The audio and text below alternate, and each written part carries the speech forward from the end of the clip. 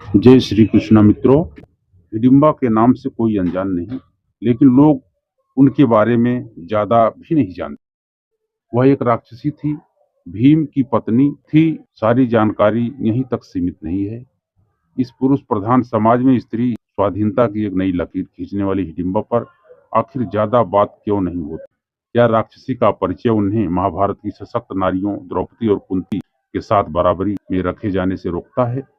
दुनिया बनाने वाले ने उन्हें लीक छोड़कर चलने वाले नारी चरित्र के रूप में गढ़ा, लेकिन उनके प्रति भेदभाव को कम नहीं कर पाए। शायद इसलिए हिडिंबा स्वाधीन और साहसी नारी, प्रेमिका, पत्नी, माँ होने के बाद भी अछूत ही रह गई।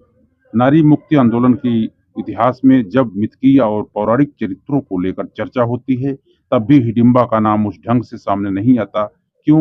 क्या ऐसा इसलिए है कि इस देश के जात पात में बटे समाज में वह एक राक्षसी है, निम्न वर्ण की है?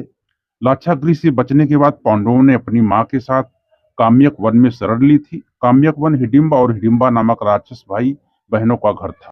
वन में पांडवों की मौजूदगी के बारे में जानकर हिडिंबा ने अपनी ही तरह साहसी अपनी बहन को उन्हें मारने के लिए भेजा। लेकिन यह प्यार भी अजीब चीज है, या यूं कहें कि इसी ने कुरुक्षेत्र के युद्ध का होना निश्चित किया। जिस हिडिंबा को पांडवों को मारने के लिए भेजा गया था, वह भीम को अपना दिल दे बैठी। एक ऐसे पुरुष को जो कद काठी, वीरता, युद्ध कौशल, प्रेम में उनके जोड़े का था। भीम के साथ अभी हिडिंबा की बातचीत चल ही रही थी।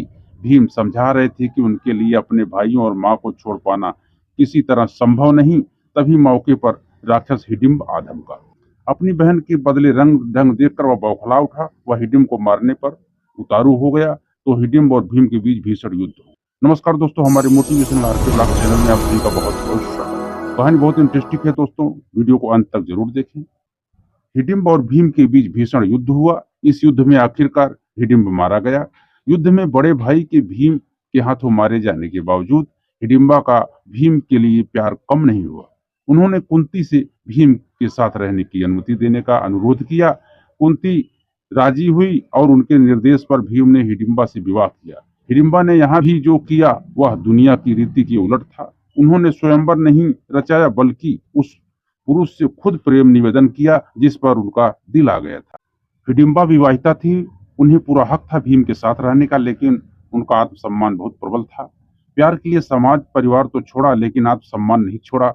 भीम जब उन्हें छोड़कर जा रहे थे, तब उन्होंने न तो रोका और न ही साथ ले चलने की गुजारिश की। उन्होंने अकेले ही अपनी और भीम की संतान घटोत्कच को बड़ा किया, उसे सूरवीर बनाया। वही घटोत्कच जिसने संतान होने के दायित्व के पालन के लिए पिता के परिवार की ओर से कुरुक्षेत्र के युद्ध में हिस्सा लिया और अपने प्राण न्यौछावर किए।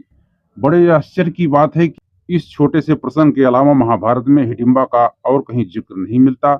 इस स्वाधीन और आत्मनिर्भर महिला का आगे जीवन कैसा रहा, कुछ पता नहीं चलता। आमतौर पर पत्नी की जिम्मेदारी पति उठाता है, लेकिन हिडिंबा ने पांडवों का सारा भार खुद उठा लिया। उनके लिए कुटिया तैयार की, 1 साल तक वे वहां रहे, उनके लिए भोजन पानी की व्यवस्था की। भीम दिन हिडिंबा के साथ बिताने लेकिन रात में भाइयों और माँ के पास लौट जाते। इसे लेकर भी हिडिंबा को कोई शिकायत नहीं थी। देखते देखते 1 साल हो गया। हिडिंबा गर्भवती थी। जिसने इतना कुछ किया, उसे इस स्थिति में पांडव बड़े आराम से अकेला छोड़कर चले गए। तो दोस्तों, ये हिडिंबा की पूरी कहानी थी जो हमने आपको बताया। तो मुझे आशा है ये कहानी आपको अच्छी लगी होगी। यदि दोस्तों कहानी अच्छी लगी हो तो एक लाइक कर देना, और चैनल में नए हैं तो चैनल को सब्सक्राइब कर बेल आइकन को जरूर प्रेस कर देना। मिलते हैं दोस्तों अगले वीडियो में। तब तक आप लोग खुश रहें, मस्त रहें, आनंद में रहें, यही हमारी दिल से सबके लिए शुभकामना है। जय श्री कृष्ण मित्रों।